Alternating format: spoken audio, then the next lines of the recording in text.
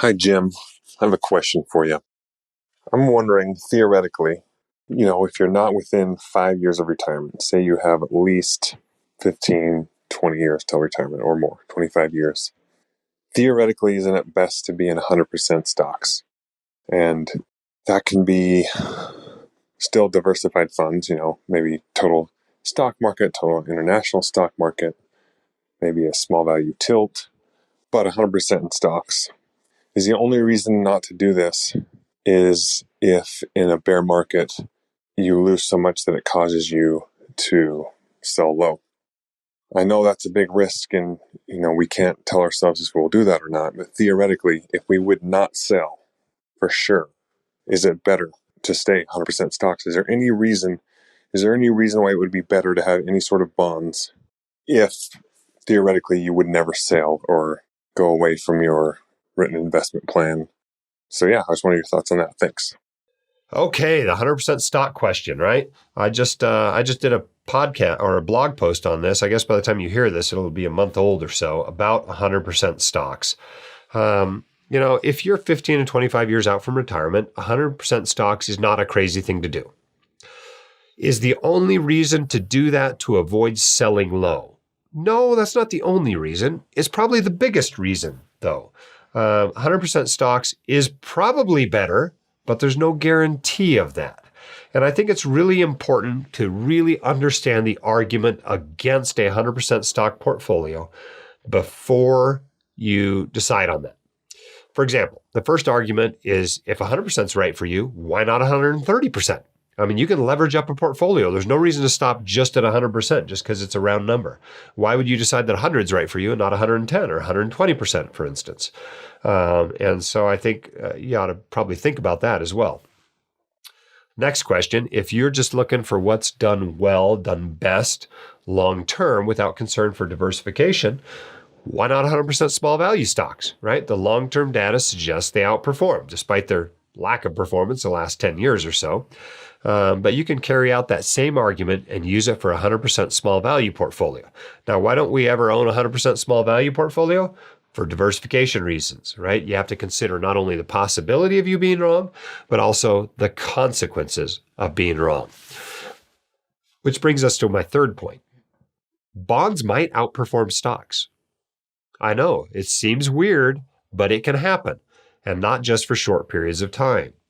3 times in the last 100 years, bonds have outperformed stocks for 10 to 15-year periods, right?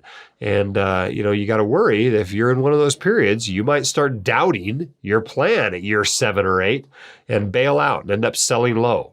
And changing your plan every few years is much, much worse than having a less aggressive plan to start with. In fact, there is a period of time in the United States when bonds outperformed stocks for a very long time. It began in 1793 and went to 1942. For 150 years, bonds outperformed stocks, right? U.S. bonds have outperformed Japanese stocks for the last 30 or 40 years.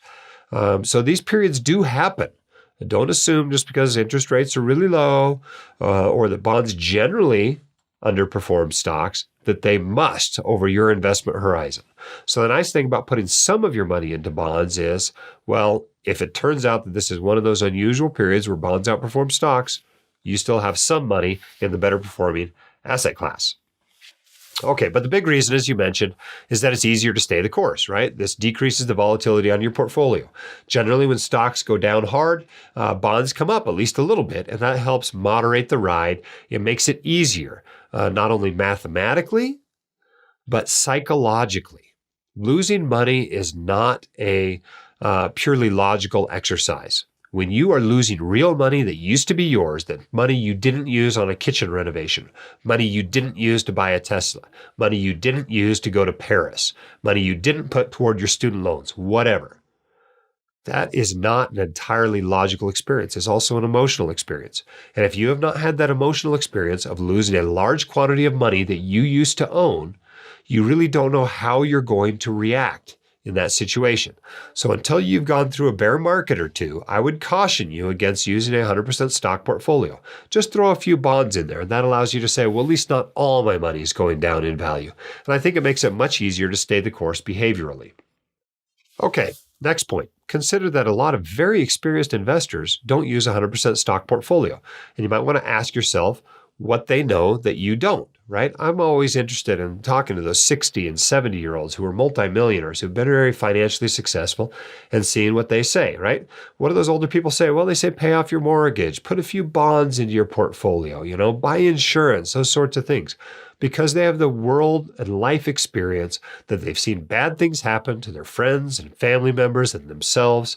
And they know that, things don't always work out the way you expect them to. And so it's good to hedge your bets those ways. Okay, point number 6. As a general rule, you shouldn't take risks that you don't have to take. Once you've won the game, stop playing the game. And if you are a high-income professional like a doctor, you can become a multimillionaire, have plenty of money to spend in retirement, never run out of money, leave millions to your kids or your favorite charities without having a 100% stock portfolio. 60, 75, 80% stock should be plenty if you have a 20% savings rate and a physician income. So you've got to ask yourself, if you're going to take 100% stock risk, why are you taking risks that you don't have to take to reach your financial goals? Remember, investing is not about beating the market. It is not about beating John down the street. It is not about beating Dr. Sue in the doctor's lounge. It is you against your financial goals. That is the only competition that matters. So consider how much risk you need to take to reach your goals and then design the portfolio accordingly.